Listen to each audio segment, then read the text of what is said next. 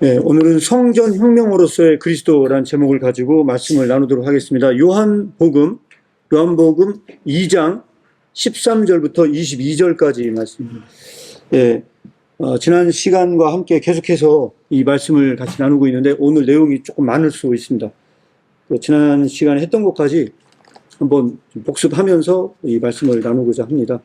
그래서 오늘 말씀의 가장 중요한 핵심은 19절부터 22절까지 같습니다. 예수께서 대답하여 가라사대 너희가 이 성전을 헐라 내가 사흘 동안에 일으키리라. 그래서 이 성전은 물리적인 성전이고요. 46년 동안 지어진 성전이었다. 네, 그리고 이 성전을 46년 동안 지었는데 내가 3일 만에 일으키겠다라고 한 것은 결국은 이것은 성전된 자기 육체를 가르쳐서 말씀하신 것이다. 라고 하는 것은 요한복음만 나오는 이야기입니다. 그러니까 요한복음은 명확하게 이 사건이 예수 그리스도의 성전됨을 말한 것이다 라고 얘기하는 거고, 이것을 제자들이 결국은 깨닫지 못했지만 예수님이 이것을 이후에야 십자가에 부활하시고 말씀하신 걸 나중에 이것을 깨닫고 믿었다 라고 하는 내용으로 이 말씀은 이야기하고 있습니다. 그래서 이 말씀을 가지고 결론부터 말씀을 드리자면, 저는 이제 일주일 내내 이 말씀 가지고 한번 저도 고민 좀 해보고 묵상하면서 여러 책들도 참고하고 했는데, 좀 답답한 게 하나가 있었는데, 그것은 뭐냐면, 이 교회에 대해서 정의 내리는 대다수의 학자들이 이 교회에 대해서 뭐라고 얘기를 하냐면요. 교회는 전부 다 공동체라는 거죠. 99% 공동체라고 하는 이 생각에서 벗어나지 못하는 걸 많이 봤고, 근데 오늘 제가 이 말씀을 전하는 것이 어쩌면 그런 부분들에 대해서 좀 반론이 될 수도 있을 것 같고요. 이제 그 얘기는 뭐냐면, 예수님이 이게 성전혁명으로서의 예수님을 말할 수 있는 이유는 뭐냐면, 이 예수님은 말씀드렸다시피 이것은 하나의 성전 파괴다. 성전을 파괴하신 거고, 이거는 성전을 폐쇄시킨 사건이다. 근데 그렇게 해놓고서 예수님은 그럼 이 성전을 어디다 넣어놨냐?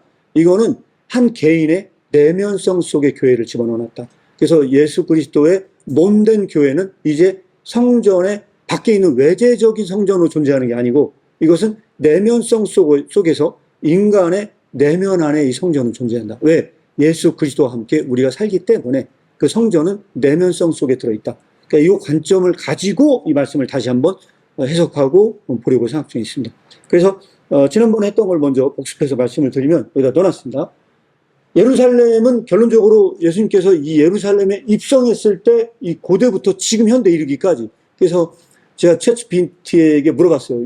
오늘날의 유대인들에게 예루살렘은 어떤 의미를 갖느냐라고 물어봤는데, 이 챗GPT가 얘기하는 건 뭐냐면 오늘날도 똑같다는 거예요. 예루살렘은 너무나 중요한 도시고 유대인들에게는 아직도 예수 그리스도 하나님의 이런 선택받은 도시인데다가 하나님의 통치가 이루어지는 것이고요. 언약 백성의 도시다. 그래서 이곳을 뭐라고 부르냐? 시온이라는 이름으로 이게 불려진다. 라고 하면서 이것은 결국 시온은 구원과 회복의 상징입니다. 이렇게 말씀을 제가 드렸었어요. 그래서 이 산을 던지면 이 바다에 던져질 거다라고 하는 그 마가복음의 그 산은 결국 어떤 산이냐? 이것이 바로 시온산이다. 그렇게 말씀을 드렸었습니다. 그리고 이 성전은 그럼 뭐냐? 이것은 하나님의 임재와 용서의 장소다. 그리고 이것은 헌신의 중심이고 순례자의 목적지다. 이게 바로 이 성전의 의미라는 겁니다. 그래서 그 고대에서 6월절 날 겨우 예루살렘 성전으로 오는 디아스포라 유대인들이 마지막 종착지는 바로 이 성전이고요. 이것도 그 챗GPT로 물어봤습니다. 한번 그 당시에, 예수님 당시에 성전을 한번 그려봐라 했더니 이렇게 그린 겁니다. 그래서 한번 보시게 되면 이 규모는요, 굉장히 큰 규모다. 우리가 보통 생각하는 규모가 아니다.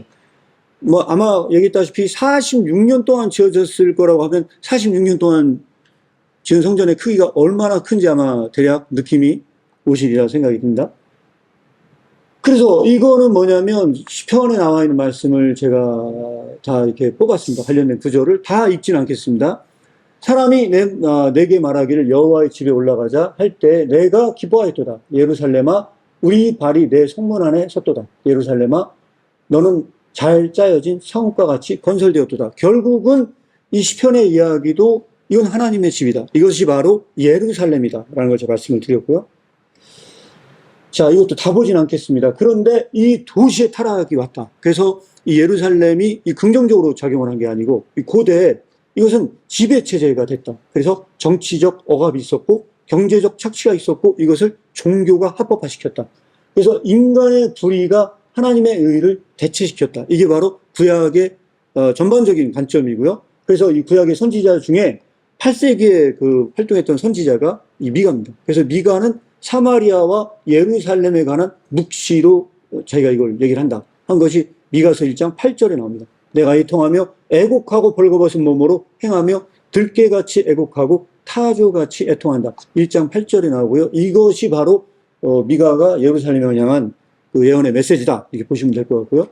그래서 미가서 3장 1절부터 3절에서도 내가 또 이르노니 야곱의 우두머리들과 이스라엘 족속의 통치자들아 정의를 아는 것이 너희의 본분이 아니냐. 너희가 선을 행하고 악을 기뻐하며 내 백성의 가죽을 벗기고 그 뼈에서 살을 뜯어 그들의 살을 먹으며 그 가죽을 벗기며 그 뼈를 꺾어 다지기를 냄비와 솥 가운데 담을 고기처럼 하는도다. 이것이 누구에 대한 얘기였습니까?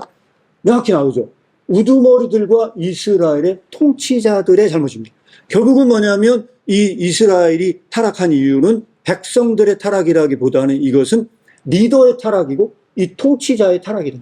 이렇게 말할 수 있고요. 다음 구절도 역시 마찬가지로 이것은 뭐냐면 통치자들이 곧 정의를 미워하고 정직한 것을 굳게 하는 자들을 원한다. 그래서 이것은 뭐냐면 시온을 피로 물들게 하고 예루살렘을 죄악으로 건축한 것은 결국은 뭐냐면 이 지도자들의 문제다. 이거는 오늘날도 제가 볼 때는 똑같이 적용되는 얘기지 않나 이렇게 생각이 듭니다. 그래서 3장 12절에 결론적으로 이러함으로 너희로 말미암아 시온을 갈아엎은 밭이 되고 예루살렘은 무더기가 되고 성전에 사는 숲풀의 높은 곳이 되리라 라고 하는 것이 이 구약의 예언자적인 이 설명을 미가가 하고 있다. 똑같습니다. 이사야는 사실 이제 그 후에 6세기에 예언한 예언자입니다. 그래서 이 이사야도 똑같은 그 예언을 하는데 이 1장 1절에 보면 이사야가 유다와 예루살렘에 관하여 본 계시에 대해서 이야기를 하겠다 하면서 여기 나온 이야기도 결론적으로 미가와 똑같은 이야기를 하고 있습니다. 그래서 다 읽지는 않겠고요. 이사야서 5장 7절에 보면 무릇 만군의 여호와의 포도원은 이스라엘의 족속이요 그가 기뻐하시는 나무는 유다 사람이다. 그들에게 정의를 바라셨더니 도리어 포악이요 그들에게 공의를 바라셨더니 도리어 부르짐이었도다. 결국은 뭐냐면 이 정의가 사라진 것이 바로 이 예루살렘의 가장 큰 문제다. 나머지도 역시 마찬가지로 이렇게 예언이 나와 있고요. 그 이후에 예레미야도 똑같은 얘기를 하고 있습니다. 예레미야 7장 11절에 보면 바로 이 구절을 신약에서 인용을 했죠. 내 이름으로 일컬음을 받는 이 집이 너희 눈에는 도둑의 소굴로 보이느냐. 보라, 나 곧 내가 그것들을 보아노라. 여호와의 말씀입니다. 라고 하면서 또 이런 문제를 이야기하고 있는 것을 한번 말씀드렸습니다. 또 이사야서 말씀 여기 나와 있는 구절도 역시 마찬가지입니다. 요 미가서는요, 그런데 이게 회복이 될 거다 하는 예언입니다. 그래서 요 말씀을 한번 지난 시간에 나눈 적이 있었는데, 끝날이로 여호와의 전의 산이, 산들의 꼭대기에서 굳게 서며 작은 산들 위로, 뛰어나고 민족들이 그리로 몰려갈 것이다. 라고 하면서 여호와의 산에 올라가서 야곱의 하나님의 전에 이르자. 라고 하면서 이 구절은 정확하게 이 예루살렘이 회복될 거다라는 예언을 이렇게 하고 있습니다. 미가서 4장 4절도 역시 마찬가지입니다. 그래서 한번 말씀을 드렸고요. 결국 각 사람이 자기 포도나무 아래와 자기 무화과나무 아래에서 앉을 것이다. 그들을 두렵게 할 자가 없으리니 이는 만군의 여호와의 입이 이같이 말씀하셨다. 그래서 세 가지가 여기서 이루어졌다. 정의가 회복된다. 모든 사람이 땅을 갖게 되고 형통할 것이다. 포도나무와 무화과나무를 통해서 생존할 것이다. 안전이 있을 것이다. 두려움 없이 살아가게 될 것이다. 이렇게 말씀을 드렸는데요. 자, 여기서 퀴즈를 하나 드리도록 하겠습니다. 이것은 뭐냐면 이런 예언은 과연 구약에서 성취되었는가? 어떻게 생각하십니까?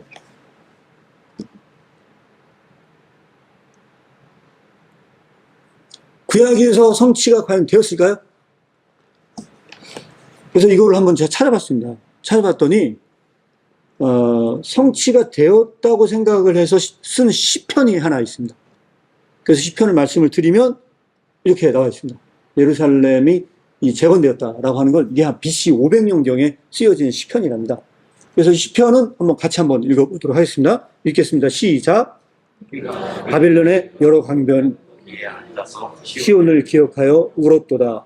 그 중에 버드나무에 우리가 우리의 수금을 걸었 이는 우리가 사로잡은 자가 거기서 우리에게 노래를 청하며 우리를 황폐하게 한 자가 기쁨을 청하고 자기들을 위하여 시온의 노래 중 하나를 노래하리로다.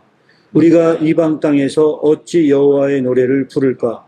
예루살렘아, 내가 너를 잊었을진데 내 오른손이 제주를 잊었을지. 내가 예루살렘을 기억하지 아니하거나 내가 가장 즐거워하는 것보다 더 즐거워하지 아니할진데 내 혀가 내 입천장에 붙을지로다. 예, 그래서 이게 이제 아마 제가 봤을 때는 이제 다시 이제 포로 잡혀간 사람들이 와가지고 이제 성전을 사실 다시 재건하지 않습니까? 아마 그것을 말해서 이렇게 예루살렘 재건을 한 것으로 보지 않았을까 이렇게 생각이 듭니다. 자, 그런데 이제 더 큰 문제는 뭐냐면 1세기입니다. 1세기 바로 예루살렘은 더 이제 사실 무너져 내렸고요. 이제 이 부분에 대해서 헤롯이 성전을 리모델링을 했답니다. 그래서 약 40에이커, 이거를 평으로 제가 따져보니까 약 4만 9천 평 정도 되고요. 축구장으로 제가 이걸 크게 계산해 보니까 축구장이 약 2,160평이래요. 그래서 나눗셈을 시행해 보니까 약 한 22개 정도의 크기가 예루살렘에서 이 헤롯이 재건한 이 성전의 크기랍니다. 그래서 이 헤롯은 유대인이 아니고 이 성전이 이 정치적 기관으로 전락을 했고 결국 이것이 다시 지배체제로 바뀌었는데 구약보다 더 심각해졌다. 그것은 뭐냐면 헤롯 및 제사장들과 그 그룹들이 실제로 이 성전을 통해서 이 정치적인 입지를 구축을 했고요. 그리고 이거를 통치하기 위해서 활용한 것이 로마였답니다. 아까 말씀드렸다시피 이 성전 크기도 장난이 아니고요. 아마 이것이 바로 예수님 당시에 이 성전의 문제였다. 그리고 이것을 예수님이 말씀하신 것이 마태복음 5장 35절에 이 말씀을 한 겁니다. 땅으로도 하지 말라 이는 하나님의 발등상이며 예루살렘으로도 하지 말라 이는 큰 임금의 성이다. 이게 어디서 나온 말씀이냐면요. 어느 거로도 맹세하지 말라. 맹세하지 말라고도 하면서 이 땅으로도 하지 말라. 왜냐하면 이건 하나님의 발등상이고 예루살렘으로도 맹세하지 말라. 이는 큰 임금의 성이다. 그래서 여기서 나온 이 예루살렘은 결국 큰 임금의 성이다. 이렇게 나와 있고요. 히브리서 7장 2절도 보면 아브라함이 모든 것의 10분의 1을 그에게 나눠주니라 그 이름을 해석하면 먼저는 의의 왕이요. 그 다음은 살렘 왕이니 곧 평강의 왕이다. 이렇게 나와 있습니다. 그래서 오늘 제가 말씀을 전하려고 하는 핵심적인 부분에 도달을 했습니다. 그래서 뭐냐면 누가복음 2구절을 해석을 하는 겁니다.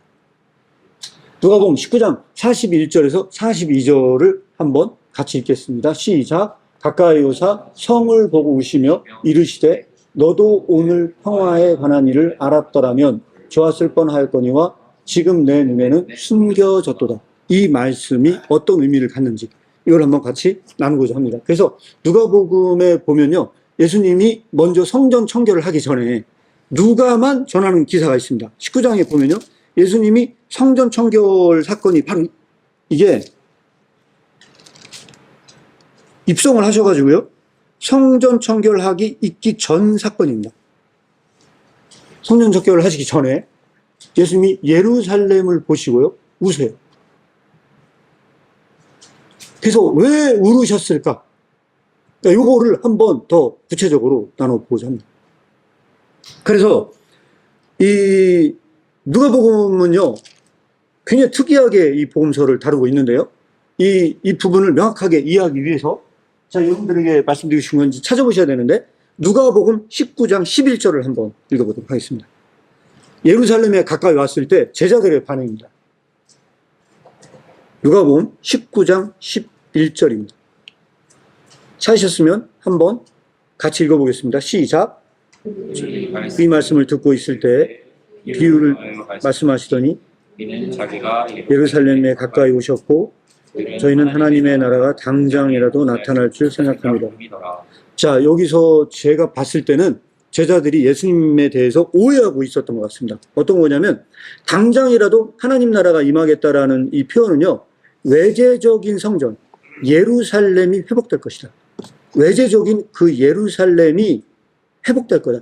지금은 아까 말씀드렸다시피 이방인들에게 짓밟히고 로마에게 짓밟혔지만 분명히 이 예루살렘은 회복될 거다 라고 하는 게 제자들은 내면적인 것이 아니고요, 외재적인 모습에서 찾았던 것 같아요. 그러니까 예수님이 이 얘기를 듣고 비유로 이야기를 했는데 뭐라고 비유를 얘기를 했냐, 왕위를 받아가지고 오는 먼 나라에서 귀인이 왕위를 받아가지고 온대요. 그래서 이거를 영어로 보니까 뭐냐면 왕국을 받아가지고 오기 위해서 귀인이 먼 나라로 떠났다는 거예요. 그런데 그 백성들이 그를 미워해서 왕됨을 원치 않았다. 왕됨을 원치 않았다라는 구절에 대한 기사가 나오고요. 그리고 나서 예루살렘 입성 기사가 나옵니다. 왜 누가는 이거를 이렇게 말했을까 하는 걸 1차적으로 일단 말씀을 드리고요. 두 번째는 뭐냐면 28절 이후에 보면 이 말씀을 하시고 예루살렘을 향하여 들어가셨어요. 들어갔는데 그때 다른 거는 마가복음하고 다 똑같거든요. 근데 어디가 좀 다른 게 나오냐? 38절입니다.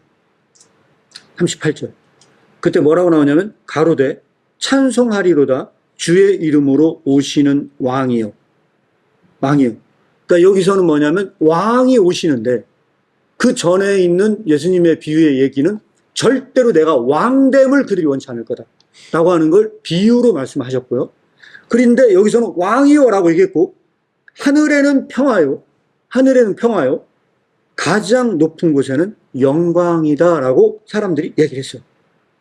거기 사람들이 그렇게 표현을 했거든요. 그리고 여기서 지금 말씀으로 뽑았다시피 히브리서의 말씀도 곧 이분은 평강의 왕이시다 라고 하는 것이 히브리서에도 이렇게 나와 있습니다. 예수님 평강의 왕이시다 라고 나와 있어요. 그랬더니 무리 중에 어떤 바리새인들이 말했어요. 아니 왜 저 사람들이 저렇게 이야기를 하는데 가만 냅두냐. 그 제자들을 책망을 해라 라고 이야기를 했어요. 그 제자들을 책망하라고 그랬어요. 그랬더니 40절에 예수님 반이 뭐냐면요, 내가 너희에게 말하노니 만일 이 사람들이 잠잠하면 돌들이 소리를 지를 것이다. 돌들이 소리를 지를 것이다 라고 이야기를 했어요. 그래서 이거를 영어 성경 중에 킹 제임스 버전의 성경을 보니까 여기서는 뭐라고 하나요? hold peace라고 합니다. 뭐냐면 평화를 억제하고 평화를 말하지 않게 얘기를 하면 내가 여기서 올 그 평화와 그 영광을 말하지 않게 하면 돌들이 말을 할 것이다. 그들이 잠잠하면, 이거를 말 안 하면 돌들이 말을 하게 할 거다. 이 구절이 제가 볼 땐 난해 구절입니다. 난해 구절인데, 그리고 나서 뭐라고 나오냐면 가까이 오면서 예수님께서 울었어요. 여기서 또 울었어요. 울고 나서 뭐라고 말씀하셨냐, 너도 오늘날의 평화에 관한 일을 알았다면, 너희들이 이 평화에 관한 일을 알았다면 좋았을 뻔하였거니와 지금 내 눈에는 숨겨졌다 라고 이야기하면서 갑자기 43절에 예루살렘이 멸망할 것 같은 이야기를 합니다. 날이 이르면 내 원수들이 그 토성을 쌓고 너를 둘러싸면 싸고 다 돌 하나에 돌 하나도, 이것은 예루살렘이 결국 멸망할 거라는 이야기고요. 실제로 이 원수들이 토성을 쌓은 건 역사적으로 AD 70년에 디도 장군이 와서 진짜 토성을 쌓고 무너뜨렸다 하는 내용으로 밝혀졌습니다. 자, 그러면 예수님은 왜 우셨고 여기서 내 눈에 숨겨졌다는 것은 무엇일까요? 도대체 이 구절은 어떻게 해석돼야만 해야 될지, 이게 오늘 과제입니다. 과제.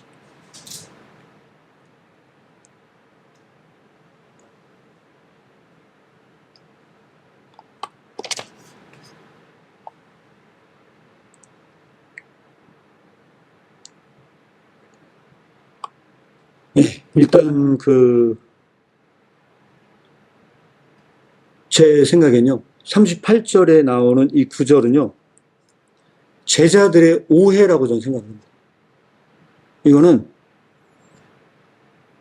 제 이름으로 오시는 왕이요, 하늘에는 평화요, 가장 높은 곳에는 영광이로다 하니라는 말은요, 이게 틀린 말은 아닙니다.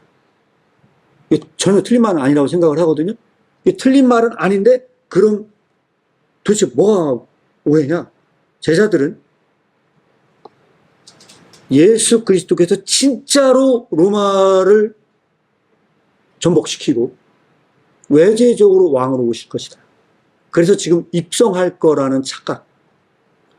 그래서 아까 말씀드렸다시피 19장 11절에서 예수님께서 이 비유로 말씀하신 이유 중에 하나가 뭐냐면 이 오해를 교정시켜주고 싶은 생각이 있으셔서 저는 그 비유로 말씀하셨고, 결국 그들이 내가 왕 되는 걸 원치 않을 것이다 라고 얘기를 했고요.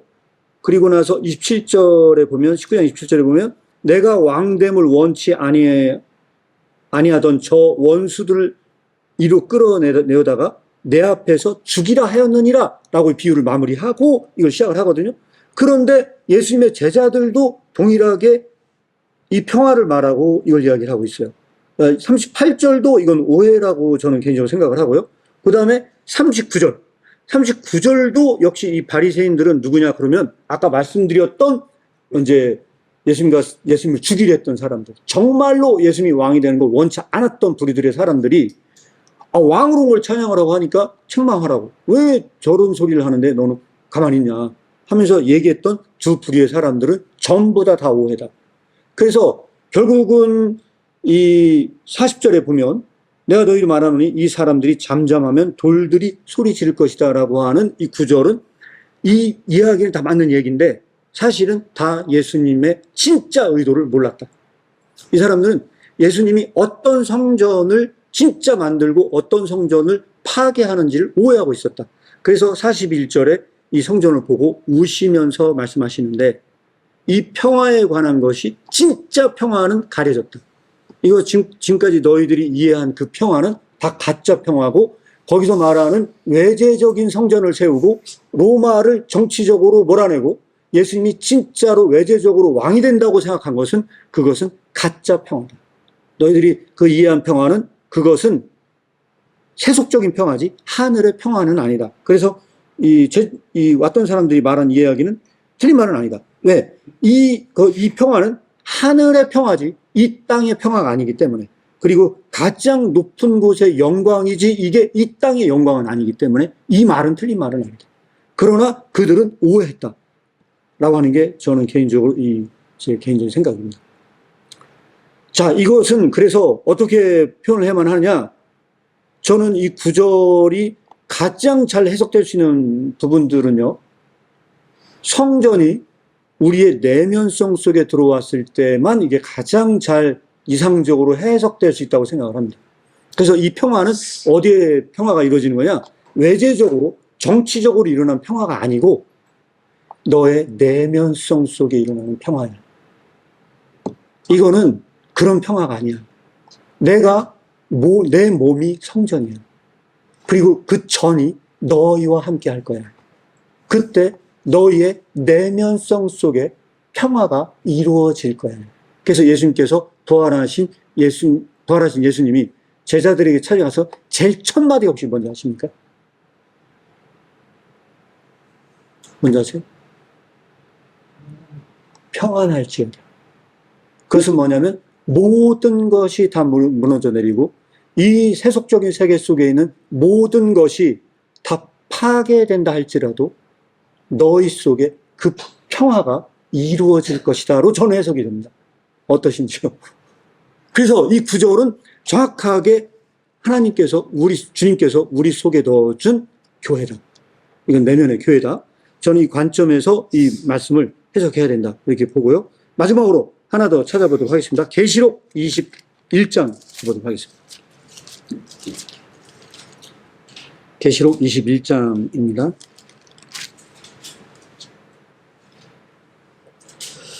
계시록 21장 1절, 2절을 보시게 되면요. 여기서도 또 내가 새 하늘과 새 땅을 보니 처음 하늘과 처음 땅이 없어졌고 바다도 다시 있지 아니하더라. 자, 여기서 보게 되면 요한이 본 이상도 새 하늘과 새 땅을 보는데 외재적인 하늘과 그 땅은 없어지고 바다도 없어요. 다 사라지거든요. 그리고 또 내가 보니 거룩한 성 새 예루살렘. 자, 여기서 거룩한 성 새 예루살렘에 밑줄을 탁탁 쳐야 되는데 왜 그러냐면 여기서 말하는 이 예루살렘이 도대체 뭐냐? 이게 거의 오리무중입니다. 이 예루살렘이 뭐냐? 또 내가 보매 거룩한 성 새 예루살렘이 하나님께로부터 하늘에서 내려오니 그 예비한 것이 신부가 남편을 위하여 단장한 것 같다. 라고 하는 이 구절에서요, 이 새 예루살렘에 대한 해석이 너무너무 사실 말도 많고 탈도 많은 게 사실 이 해석인 것 같아요. 그래서 우리나라에 가장 큰 문제가 됐던 그동안에 있었던 게 아마 여러분들도 뭐 매스컴을 통해서 많이 들어봤던 것 중에 하나가 그 백투 예루살렘이라는 말 많이 들어보셨을 거예요. 그래서 그 인터컵에서 그 땅끝이 어디냐 그래가지고서 땅끝은 예루살렘이야 라고 얘기를 했대요. 그래가지고 모든 보험전도의 끝이 결국 예루살렘을 가고 예루살렘이 회복될 거야. 그러니까 그런 어떤 다 생각 중에 하나도 외재적인 의미에서의 그런 공간의 회복을 생각했던 것 같아요. 느낌이. 결국 복음전도의 끝은 그 공간적인 회복이 끝이 올 것 같고 아마 그런 그 성서 해석에 가장 큰 그 문제가 있어서 내린 문제가 아닌가 이 생각이 듭니다. 그래서 그 이필찬 교수님이라고 혹시 아시는지는 모르겠는데 그 복음이라는 그 미국의 굉장히 유명한 그 요한복음 해석 유명한 분이 있거든요. 거기서 이제 그 박사학위를 받고 오신 그 교수님이 그 백투 예루살렘의 문제가 심각한 걸 인지하고 책을 몇 권을 쓰셨습니다. 나중에 혹시 보시면 참고하시면 좋을 것 같은데요. 그런 의미에서의 이 새 예루살렘은 아니다. 그래서 예루살렘은 어떤 의미가 될 거냐라고 하는 부분에 대해서 저는 영적인 의미로 이걸 해석을 해야지 물리적인 회복의 의미로 해석을 하면 다시 뭘로 돌아가냐? 유대교로 다시 복귀할 거다. 유대교가 말하고 있고 유대인들이 생각하고 있는 그것은 물리적인 예루살렘의 회복이다. 그런데 예수님은 이미 그 회복을 명하셨고 이것은 돌 하나의 돌도 남지 않고 전부 다 없어질 거다. 없어질 거라고 말씀하셨고요. 결국은 그걸 다 없애고 예수님은 여기서 뭘 세우냐? 내가 곧 그 성전이다. 내가 3일 동안 부활하고 내가 3일 동안 죽고 나서 부활할 거다. 그러면 내 몸 자체가 성전이다. 라고 말씀하셨던 이 부분을 예수님의 제자 중에 유일하게 단 한 명이 이거를 전달해 주고 있습니다. 그게 누굽니까? 요한이에요.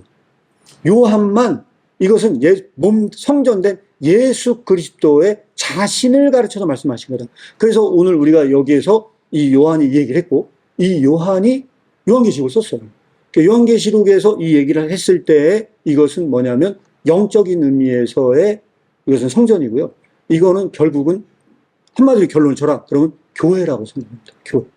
이것이 바로 주님께서 우리에게 만들고자 했던 교회였다. 그 교회가 우리에게 온다. 근데 오는데 이거 뭐냐면 우리의 내재적인 영역으로 들어온다. 그리고 이것이 바로 하나님의 통치다. 하나님의 통치가 제일 먼저 일어나는 것은 뭐냐면 우리의 내면성 속에서 주님이 우리와 함께 사시면서 벌어지는 일이다. 이 관점에서 저는 이 부분을 해석을 해야 된다. 그리고 나서 21장 3절 한번 같이 읽겠습니다. 21장 3절입니다. 요한계시록 21장 3절 읽겠습니다. 시작. 내가 들으니 보좌에서 큰 음성이 나서 이르되 보라 하나님의 장막이 사람들과 함께 있음에 하나님이 저희와 함께 거하시니 저희는 하나님의 백성이 되고 하나님은 친인 저희와 함께 계셔서 네, 그래서 임마누엘이 이루어집니다. 진짜로 내면성 속에서 주님께서 우리와 함께 계시는 의미에서의 교회다.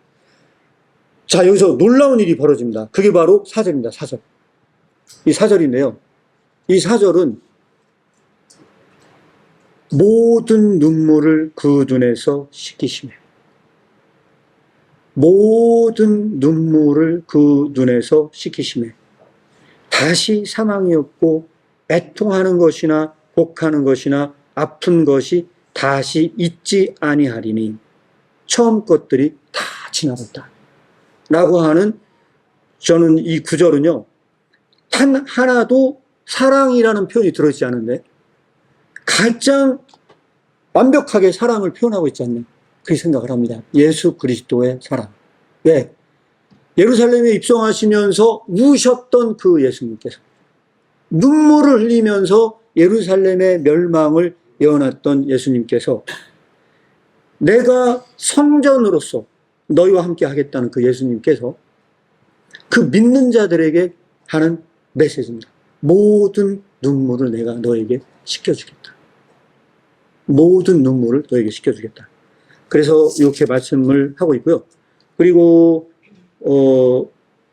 9절부터도 이게 성전에 대한 건데 이 외제적인 성전입니다. 성전의 크기인데 제가 뭐 자세하게 말씀을 드리진 않겠습니다. 어떤 학자들에 의하면 이 성전의 크기를 계산해 봤나 봐요. 계산해 봤는데 이 성전의 크기가 약 2200km로 돼 있대요. 미국의 크기 한 반 정도 된대요. 근데 그런 외제적인 성전을 말했겠냐 하는 부분에 대해서 아니라는 거죠. 외제적인 성전으로 이거를 해석할 수도 없을 뿐더러 이거는 굉장히 상징적인 의미가 있대요. 그래서 이 상징적인 의미를 좀 확 또 이 숫자를 1200km라고 했나? 그래가지고 이거를 계산하면은 12의 세제곱에 곱하기 해가지고 12를 곱하면 이게 그 숫자가 나온대요. 그래서 이거는 어떤 그 외제적인 거라기보다는 이게 얼마나 완전한가를 표현하려고 했던 그런 상징적인 의미가 있다. 그래서 이거를 굉장히 상징적으로 해석을 한다고 이야기를 나눴습니다. 그리고 22절에는 지난 시간에 제가 한번 나눴던 구절이에요. 결국은 이 성 안에는 성전이 존재하지 않는다. 성전이 존재하지 않는데 왜 성전이 존재하지 않느냐? 이 성전은 바로 하나님과 예수 그리스도가 이미 성전 되시기 때문에. 그래서 이 성전도 저는 가장 이상적으로 잘 해석이 되면요, 우리의 내면 안에 교회로 보면 저는 오히려 더 이상적으로 잘 해석되리라 생각이 들어요. 그래서 우리의 몸 안에 들어오신 그 예수 그리스도께서 너희의 성전 되신다. 그래서 하나님의 이 성령이 너희 안에 거하는 걸 알지 못하느냐. 사도 바울은 그래서 우리 몸이 성전이라고 얘기했던 것처럼 그리스도께서 우리 안에 들어오신 성전 되신다. 자, 여기에서 23절에 보면요, 그 성은 해나 달의 비침이 쓸데없으니 이는 하나님의 영광이 비치고 어린 양의 등이 되신다. 자, 여기서 중요한 뭐냐? 아까 제자들이 말했던 평화와 영광은 외제적인 평화와 영광 같아요. 그런데 여기에서 비춰지는 이 빛은요, 외제적인 빛 같지가 않아요. 제가 봤을 때는 이거는 해와 달과 다 필요 없는데, 왜냐하면 하나님의 영광이 너에게 비춰진다 라고 이야기를 하면서 만국이 그 빛 가운데로 다니고 땅의 왕들이 자기 영광을 가지고 그리로 들어올 것이다 라고 하면서 25절에 뭐냐면 밤이 없을 것이다. 그 성문들을 낮에 도무지 닫지 아니하리니 거기에는 밤이 없다. 거기엔 밤이 없다 라고 하는 거를 말씀드렸다시피 우리의 내면 속에서의 교회를 해석을 하면요, 이 성문은 우리의 마음문 같은 전 느낌으로 해석이 되고요, 26절에 사람들이 만국의 영광과 존귀를 가지고 그리로 올 것이다.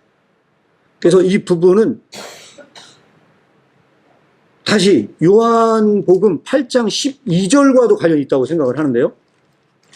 요한복음 8장 12절. 요한복음 8장 12절을 제가 말씀을 드리면, 주님께서 이렇게 말씀하십니다. 8장 12절에 예수께서 또 일러 가라사대 때 나는 세상의 빛이니 나를 따르는 자는 어두움에 다니지 아니하고 생명의 빛을 얻으리라.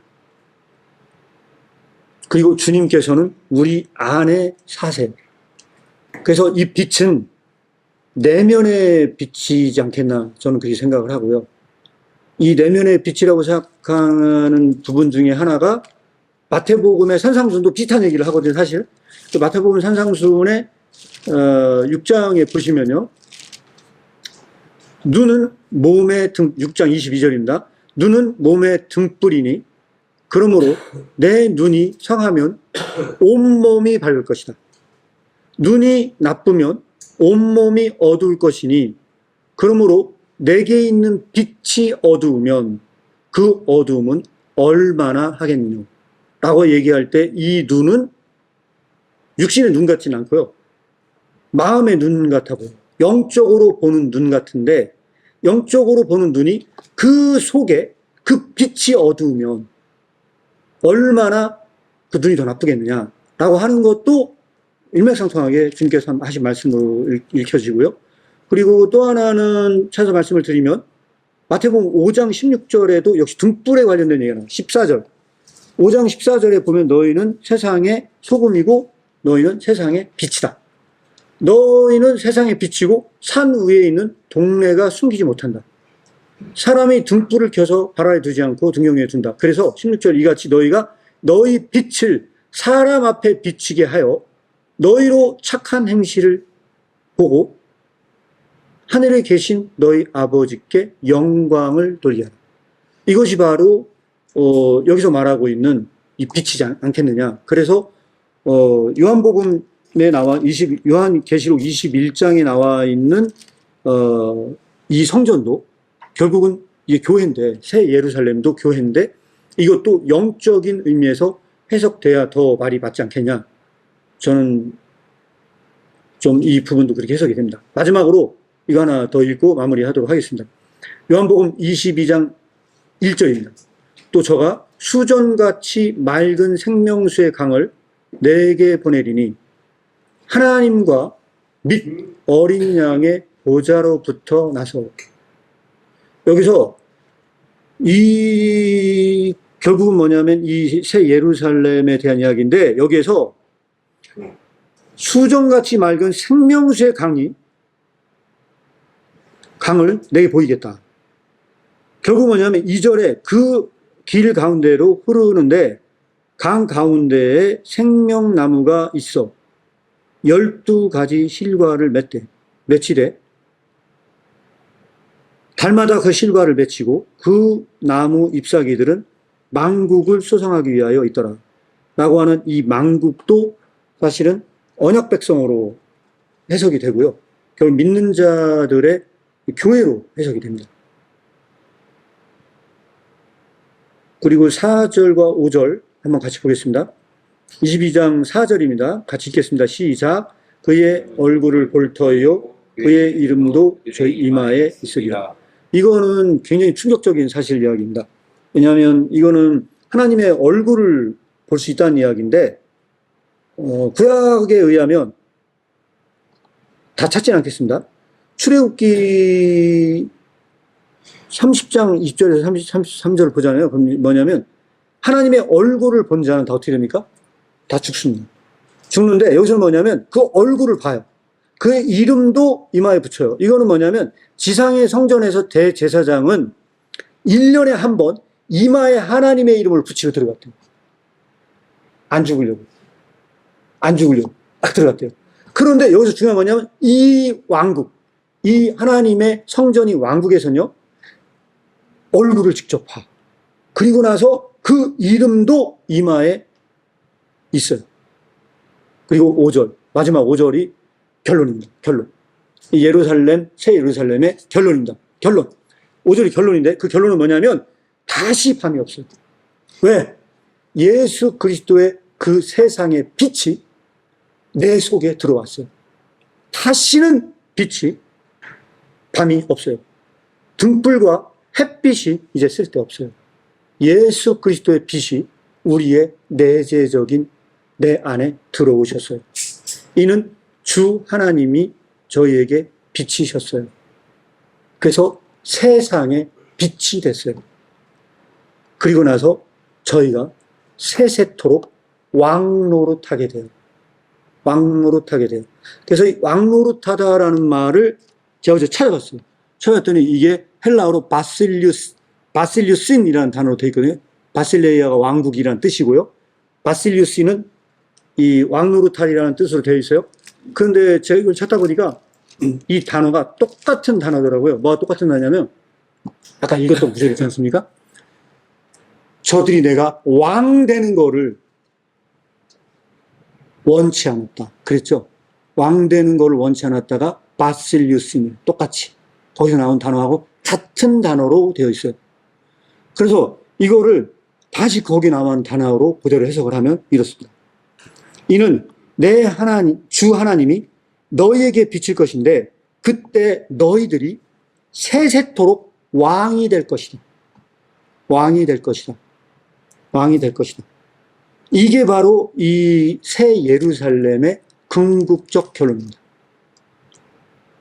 궁극적 결론. 그래서 여기에서는요 20장 6절도 똑같은 얘기가 나옵니다.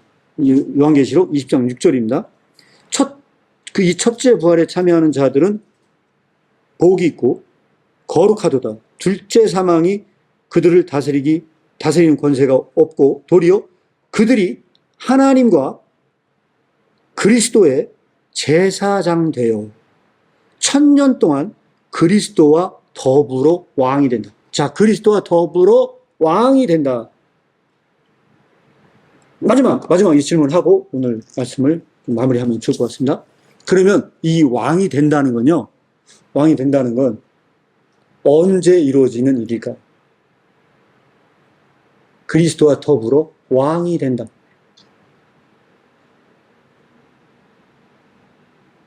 언제 이루어지는 일이라고 생각하십니까? 네? 네? 예수님이 재림하시는 날? 어떻게 생각하십니까?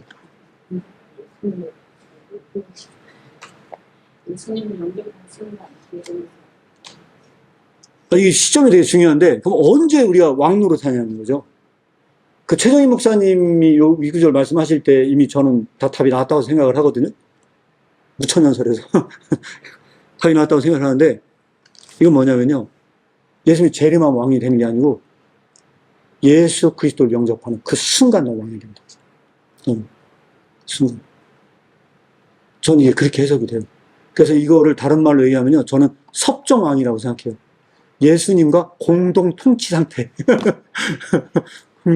예수님과 더불어 너는 왕이 된다. 넌 예수님과 더불어 왕이 돼. 그래서 그 성전이 너희 속에 들어옵니다.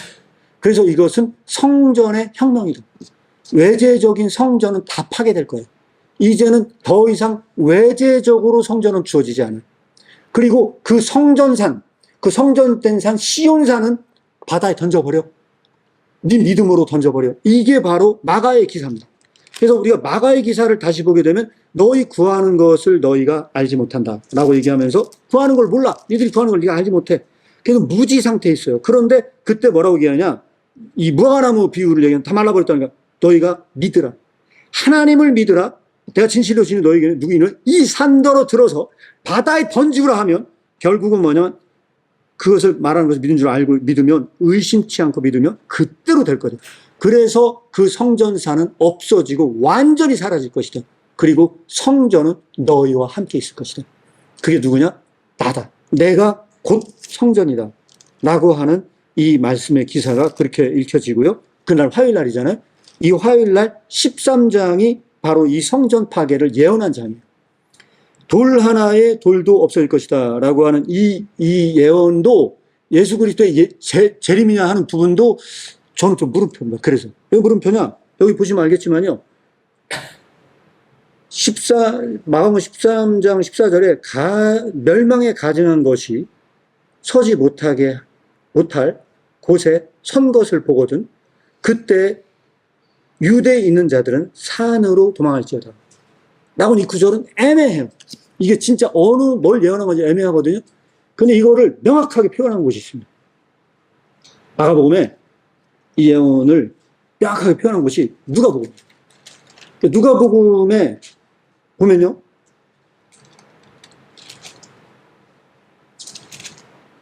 어디에 보시면 되냐면요. 21장입니다.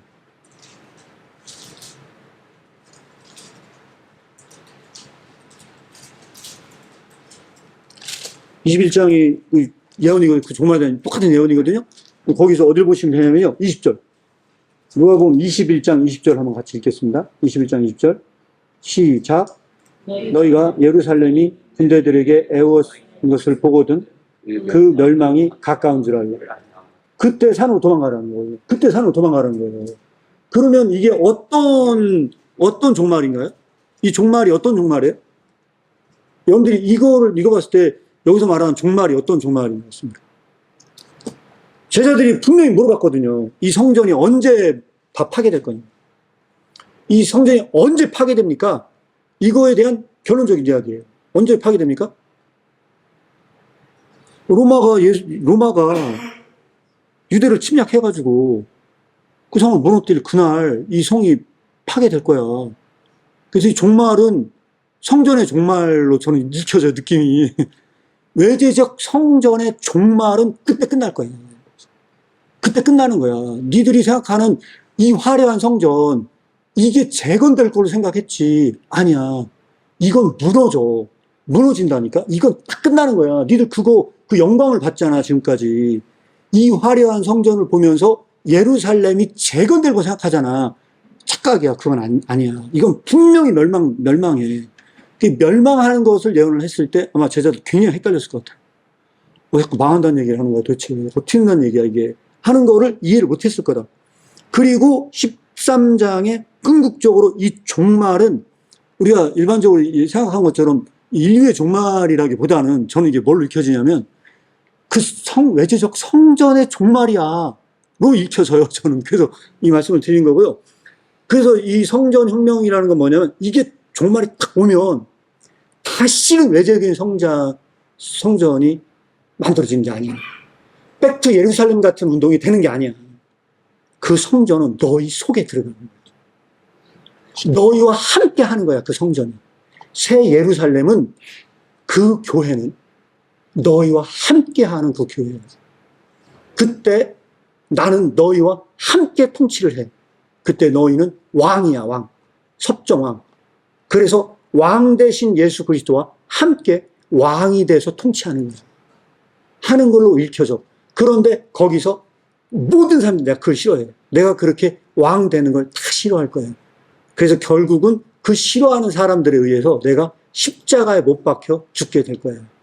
그런데 그 몸, 내가 십자가에 못 박혀 죽은 나의 피, 그 피의 대가가 결국 뭐냐면 그 제사가 없어져. 더 이상 영원히 제사는 필요가 없어. 그게 시온산이거든요. 상징적으로 그 시온산은 물속에 던져지는 거예요. 바닷속에. 다시는 이 시간 이후로, 이 종말의 사건 이후로는 다시는 제사가 필요가 없어져. 내가 곧 그 제물이고 그 성전이야. 그리고 그게 너희와 함께 할 거야. 이게 저는 새 예루살렘에서 이루어지는 역사다. 그것은 먼 미래에 완성되는 게 아니고 지금 이 시간에 카리스 교회에 함께하고 있는 여러분들과 주님께서 약속하신 언약 백성에게 주시는 공동 통치다. 이 통치를 위해서 하나님께서 주신 게 하나 있어요. 그게 뭡니까? 생명의 강의. 그래서 이 생명의 강의에 대한 명확한 메시지를 준 게 있어요. 요한복음에 7장이 나오거든요. 요한복음 7장에 이 생명의 강의에 대해서 뭐라고 얘기를 하느냐? 이렇게 얘기해요. 37절에 명절 끝날 곧 그 큰 날에 예수께서 서서 외쳐 가르사대 누구든지 목마르거든 내게 와서 마시라. 나를 믿는 자는 성경의 이름과 같이 그 배에서 생수의 강이 흘러나리라. 근데 이 생수의 강이 뭐라고 나옵니까? 이 생수의 강이 뭐예요? 이게 생수의 강이 뭔지를요, 요한이 명확하게 해주고 있어요. 그 다음 구절에. 뭐예요? 이는 그를 믿는 자가 받을 성령을 가르쳐서 말씀하신 것이다. 믿는 자가 받을 성령을 가르쳐서 말씀하신 것이다. 그러면 우리가 예수님과 공동 통치 상태, 섭정왕이 돼서 세상을 다스리는 믿는 자가 왕이 돼요. 왕이 돼서 먼 미래 통치를 하는 게 아니고 지금 이 세상에 지금 이곳에서 그 통치가 이루어질 때 이 통치를 잘하게 하나님께서 우리에게 준 보혜사가 있어요. 도와주려고 오신 분. 전 그분이 성령님으로 읽혀집니다. 이게 바로 우리가 해석하는 교회의 의미고요. 카리스교회 성도님들이 세상 속에 살아나갈 때 그 있는 곳마다 하나님의 나라가 이루어지는 이유입니다. 세상 아무것도 없는 곳에서, 아무도 예배하지 않는 곳에서 내가 그곳에서 예배하면 그곳이 하나님 나라가 되는 이유는 내가 곧 교회이자 하나님 나라이기 때문입니다. 그렇게 가는 곳마다 세상을 변화시키는 카리스교회 성도님들 되시기를 축복합니다.